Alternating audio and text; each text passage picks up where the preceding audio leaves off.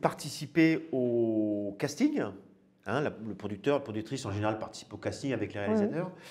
Vous connaissiez évidemment le travail de Pascal Légitimus avant.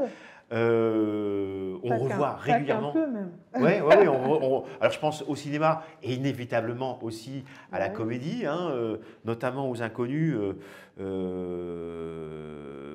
Souvent à Noël, d'ailleurs, on revoit. Et je pensais à cette phrase que vous citez d'ailleurs dans un entretien aussi.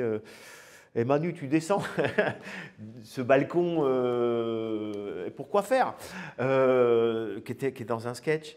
Alors ma question, c'est comment on engage des acteurs dont on est déjà fan. Mais ça pourrait être vrai aussi d'ailleurs pour Ahmed Silla. Il y a des moments où c'est j'imagine. Alors, Ahmed Silla ou Riyad Belaïch, ce sont deux comédiens que je ne connaissais pas plus que ça avant de les embaucher. Et d'ailleurs, c'est deux comédiens qu'on fait émerger, finalement, puisque Ahmed, c'est son premier rôle principal dans un film, et idem pour Riyad. Donc, il n'y a pas vraiment de... Enfin, même s'il avait déjà, il était déjà connu plutôt en stand-up ou... En fait, ça s'est fait un peu en même temps aussi. Oui, c'est vrai. Moi, Ahmed, quand je suis allée le voir, c'était en 2015, je suis allée le voir dans une salle de 110 places. Oui, c'était le début, oui. Donc, c'était... les étoiles se sont alignées parce que quand il fait les Marrakech du Rire avec un succès phénoménal, c'était au cours du tournage. En fait, on avait fait une petite pause entre le Népal et les Alpes, et puis il est allé faire les Marrakech du Rire. Et puis après, il y a eu l'émission sur la 6. En septembre, il imitait Karine Le Marchand, etc. Enfin, voilà, les étoiles se sont alignées et puis il a pris de l'ampleur. Riyad, c'est un peu différent parce que Riyad, c'est déjà quelqu'un qui est extrêmement connu sur les réseaux sociaux en tant que créateur de contenu YouTube.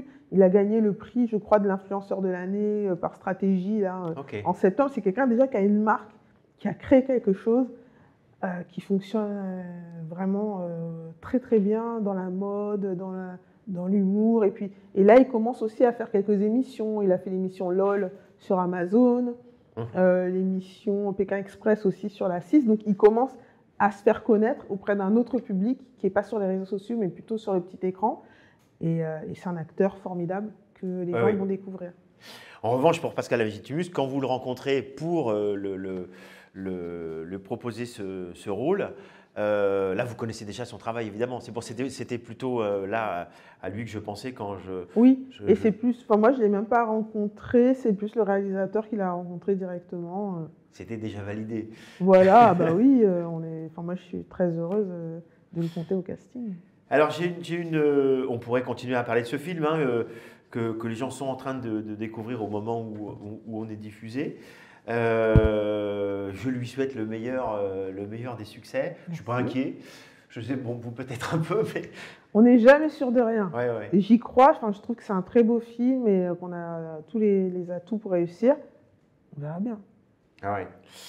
La dernière question, moi je la qualifie de secrète, mais je vous l'avais dit, elle est bienveillante. Et là, vous pouvez regarder les deux caméras qui sont en face de vous. C'est si vous aviez, vous, aujourd'hui, imaginons vous allez par exemple à la FEMIS et vous voyez toutes ces jeunes et tous ces jeunes possiblement futurs productrices et producteurs. Si vous aviez aujourd'hui, fort de votre expérience, un conseil à donner aux jeunes qui voudraient se lancer dans cette galère de la production, ou un message, qu'est-ce que vous auriez envie de dire à la génération qui vous suit et qui peut-être se pose la question, j'y vais pas, je monte une boîte où je passe par une structure de prod avant, est-ce que je dois aller voir plein de films ou être une brute en gestion? Enfin, on évoquait un petit peu au début, ça boucle un petit peu avec le début. Quel message vous voudriez faire passer à vous, il y a quelques années, avec votre plan d'action, qui n'était pas d'ailleurs tout à fait... quel conseil vous voudriez donner? Si je devais m'adresser donc à des jeunes qui ont envie de produire, moi, ce que je leur dirais, c'est... soyez vous-même, soyez intègre et fidèle à vos valeurs et ce que vous avez envie de défendre d'un point de vue artistique. Et puis soyez bien entourés parce que on ne vous demande pas d'être les meilleurs dans chaque aspect de ce métier qui est très complexe. En revanche, c'est de votre responsabilité aussi de vous entourer des bonnes personnes pour vous accompagner dans la réussite. Laurence Lascari, un grand merci à vous. Merci.